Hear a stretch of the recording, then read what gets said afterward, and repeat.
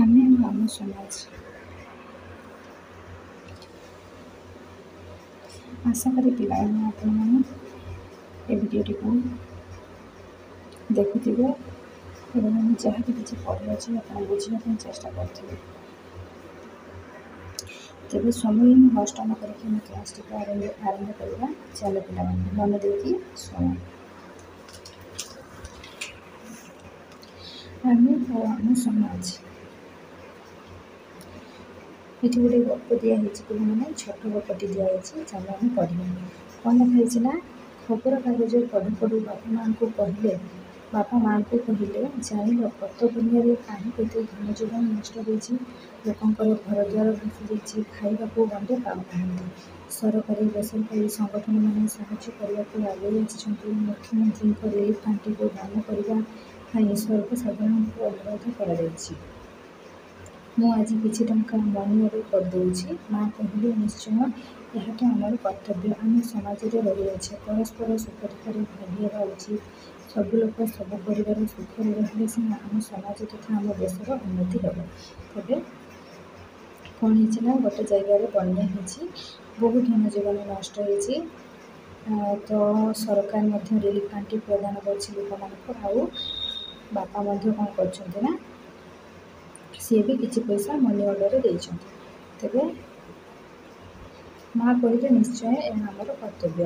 ଆମେ ସମାଜରେ ରହିଅଛେ, ପରସ୍ପର ସୁଖ ଦୁଃଖରେ ଭାଗି ହେବା ଉଚିତ। ସବୁ ଲୋକ ସବୁ ପରିବାର ସୁଖରେ ରହିଲେ ସିନା ଆମ ସମାଜ ତଥା ଆମ ଦେଶର ଉନ୍ନତି ହେବ। ପଢ଼ା କରିଥାଇ ମିନି ବାପା ମାଆଙ୍କ କଥାବାର୍ତ୍ତା ଶୁଣୁଥିଲା, ଭାବୁଥିଲା ପରିବାର ସମାଜ ଏସବୁ କ'ଣ। ତେବେ ପଢ଼ା ଘରେ ରହିକି ମିନି ବାପା ମାଆଙ୍କ କଥା ସବୁ ଶୁଣୁଥିଲା। ତାପରେ ସେଇଠୁ ମିନି ମନରେ ପ୍ରଶ୍ନ ଜାତ ହେଲା ଯେ ପରିବାର ସମାଜ ଏସବୁ କ'ଣ, ଏସବୁ ମଧ୍ୟରେ ସମ୍ପର୍କ କ'ଣ, ଏସବୁ ନଥିଲେ ଆମର କି ଅସୁବିଧା ହୁଅନ୍ତା ବୋଲି ତା ମନରେ ଆସିଲା। ତେବେ ପ୍ରଥମ ପଏଣ୍ଟ ହେଉଛି ପରିବାର। ପରିବାର କହିଲେ ଆମେ କ'ଣ ବୁଝେ? ପିଲାମାନେ ଆପଣମାନଙ୍କର ପରିବାରରେ କେଉଁ କେଉଁମାନେ ଅଛନ୍ତି ତାଙ୍କର ନାମ ଆପଣମାନେ କମେଣ୍ଟ ବକ୍ସ ମାଧ୍ୟମରେ ମୋତେ ଜଣାନ୍ତୁ। ତେବେ ପଏଣ୍ଟ ହେଉଛି ପରିବାର। ଆମେ ସମସ୍ତେ ପରିବାରରେ ରହିଥାଉ। ଏହା ହେଉଛି ସବୁଠାରୁ କ୍ଷୁଦ୍ର ସାମାଜିକ ଅନୁଷ୍ଠାନ। ତେବେ ପିଲାମାନେ ମନେ ରଖିବ ଯେ ପରିବାର ହେଉଛି ସବୁଠାରୁ କ୍ଷୁଦ୍ର ସାମାଜିକ ଅନୁଷ୍ଠାନ। ତ ପରିବାରର ସମସ୍ତ ଲୋକ ଗୋଟିଏ ଗୃହରେ ବାସ କରନ୍ତି। ତେବେ ପିଲାମାନେ ଆପଣମାନେ ମଧ୍ୟ ଲକ୍ଷ୍ୟ କରିଥିବେ ଯେ ଆପଣଙ୍କ ପରିବାରରେ ସମସ୍ତ ଲୋକ, ପରିବାରର ସମସ୍ତ ସଦସ୍ୟ, ତମ ବାପା ମା ଭାଇ ଭଉଣୀ ସମସ୍ତେ କ'ଣ କରନ୍ତି ନା ଗୋଟେ ଜାଗାରେ ବସବାସ କରନ୍ତି, ଗୋଟେ ଘରେ ବସବାସ କରନ୍ତି। ତେବେ କେହି ବାହାରେ ରହିଲେ ବି ପରିବାର ସହ ସମ୍ପର୍କ ରଖିଥାନ୍ତି। ତେବେ କ'ଣ କୁହାଯାଇଛି ନା, କେହି ଯଦି ବାହାରେ ରହିଲେ ବି ପରିବାର ସହିତ ସମ୍ପର୍କ ରଖିଥାନ୍ତି। ବାପା ମା ଓ ସେମାନଙ୍କର ସନ୍ତାନକୁ ନେଇ ଗଠିତ ପରିବାରକୁ ଏକକ ପରିବାର କୁହାଯାଏ। ତେବେ ପିଲାମାନେ ଏକକ ପରିବାର କାହାକୁ କୁହାଯାଏ ନା, ବାପା ମା ଓ ସେମାନଙ୍କର ସନ୍ତାନକୁ ନେଇ ଗଠିତ ପରିବାରକୁ ଏକକ ପରିବାର କୁହାଯାଏ। ଆଉ କେତେକ ପରିବାରରେ ବାପା ମା, ବଡ଼ ବାପା, ବଡ଼ ମା, ଦାଦା ଖୁଡ଼ୀ, ଅବିବାହିତ ଦାଦା ଓ ପିଉସୀ, ଜେଜେମା ଜେଜେବାପା ଆଦି ମିଳିମିଶି ରୁହନ୍ତି। ଏଭଳି ପରିବାରକୁ ଯୌଥ ପରିବାର କୁହାଯାଏ। ଯୌଥ ପରିବାର ବା ଜଏଣ୍ଟ ଫ୍ୟାମିଲି ମଧ୍ୟ କୁହାଯାଏ। ତେବେ ପିଲାମାନେ ଏଥିରେ କ'ଣ କୁହାଯାଇଛି ନା, ଯଦି ବାପା ମା ଏବଂ ସେମାନଙ୍କର ସନ୍ତାନକୁ ନେଇ ପରିବାରଟି ହେଇଥିବ, ସେହି ପରିବାରକୁ କ'ଣ କୁହାଯିବ ନା ଏକକ ପରିବାର। ଯଦି ଯେଉଁ ପରିବାରରେ ବାପା ମା, ବଡ଼ ବାପା, ବଡ଼ ମା, ଦାଦା ଖୁଡ଼ୀ, ଅବିବାହିତ ଦାଦା ଓ ପିଉସୀ, ଜେଜେମା ଜେଜେବାପା ଆଦି ମିଳିମିଶିକି ରହିଥିବେ, ସେହି ପରିବାରକୁ କ'ଣ କୁହାଯିବ ନା ଯୌଥ ପରିବାର କୁହାଯିବ। ତେବେ ପିଲାମାନେ ଆଶା କରି ଆପଣମାନେ ବୁଝିପାରିଥିବେ ଯେ ଏକକ ପରିବାର ଓ ଯୌଥ ପରିବାର କହିଲେ କ'ଣ ବୁଝ। ତେବେ ଯୌଥ ପରିବାର ଏଠି କିଛି ଦିଆଯାଇଛି। ତେବେ ଏକକ ପରିବାର ଏଠି କ'ଣ ଦିଆଯାଇଛି ନା,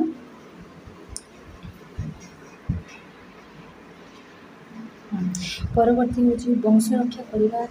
ପରିବାରର ମୌଳିକ କାର୍ଯ୍ୟ। ତେବେ ପିଲାମାନେ ମନେ ରଖିବ ଯେ ବଂଶ ରକ୍ଷା କରିବା ହେଉଛି ପରିବାରର ମୌଳିକ କାର୍ଯ୍ୟ। ଏହାଛଡ଼ା ଶିଶୁର ଲାଳନ ପାଳନ କରିବା, ଶିଶୁକୁ ବିଭିନ୍ନ ସଦ୍ଗୁଣ ଶିକ୍ଷା ଦେବା, ସେ ବଡ଼ ହେବା ପରେ ତାକୁ ଜୀବିକା ଅର୍ଜନରେ ତାକୁ ସାହାଯ୍ୟ କରିବା ଆଦି କାର୍ଯ୍ୟ ମଧ୍ୟ ପରିବାର କରିଥାଏ।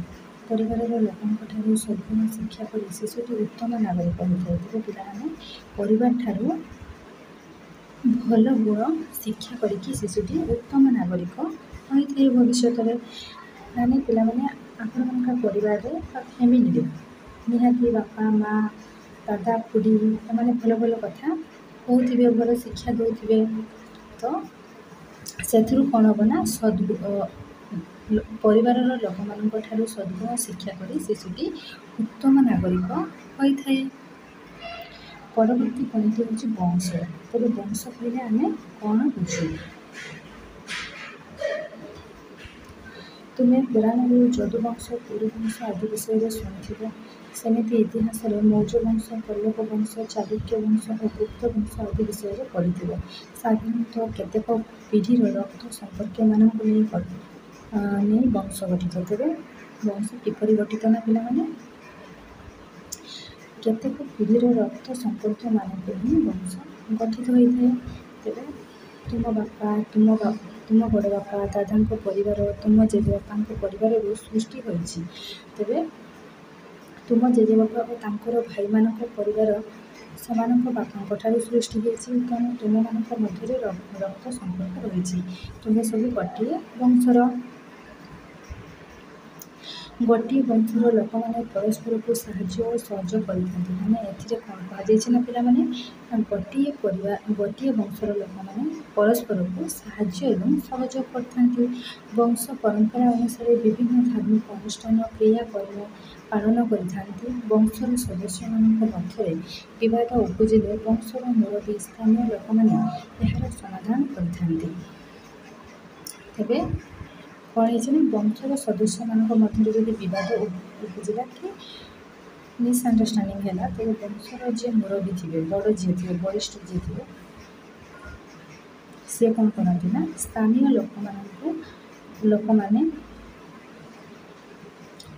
ଲୋକମାନେ ଏହାର ସମାଧାନ କରିଥାନ୍ତି।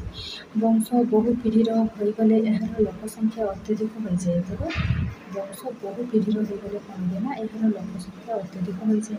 ଫଳରେ ଧାର୍ମିକ କ୍ରିୟାକର୍ମ ପାଳନରେ ଅସୁବିଧା ହୋଇଥାଏ। ତେବେ ଏଥିରେ କ'ଣ କୁହାଗଲା ନା, ବଂଶ ବହୁ ପିଢ଼ିର ହୋଇଗଲେ, ବହୁତ ପିଢ଼ି ପରେ ପିଢ଼ି ଏମିତି ବହୁତ ପିଢ଼ି ଚାଲିଗଲା ପରେ କ'ଣ ହୁଏ ନା, ଲୋକ ସଂଖ୍ୟା ଅତ୍ୟଧିକ ହୋଇଯାଆନ୍ତି, ବଢ଼ିଯାଆନ୍ତି। ତ ଫଳରେ ଧାର୍ମିକ କ୍ରିୟାକର୍ମ ପାଳନରେ ଅସୁବିଧା ହୋଇଥାଏ। ବେଳେବେଳେ ସମ୍ପତ୍ତିଗତ ବିବାଦ ମଧ୍ୟ ସୃଷ୍ଟି ହୋଇଥାଏ। ବେଳେବେଳେ କ'ଣ ହୁଏ ନା, ସମ୍ପତ୍ତିଗତ ବିବାଦ ମଧ୍ୟ ସୃଷ୍ଟି ହୋଇଥାଏ। ଆମେ ମଧ୍ୟ ଗାଁ ଗହଳିରେ ଦେଖିବାକୁ ପାଏ ଯେ ଭାଇ ଭିତରେ ଝଗଡ଼ା, ଜମି ବାଡ଼ିକୁ ନେଇକି ମଧ୍ୟ ଝଗଡ଼ା ହୋଇଥାଏ। ଏପରି ହେଲେ କେତେକ ନିକଟ ସମ୍ପର୍କୀୟ ପରିବାରର ମୂଳ ବଂଶରୁ ଅଲଗା ହୋଇ ନୂଆ ବଂଶ ସୃଷ୍ଟି କରନ୍ତି।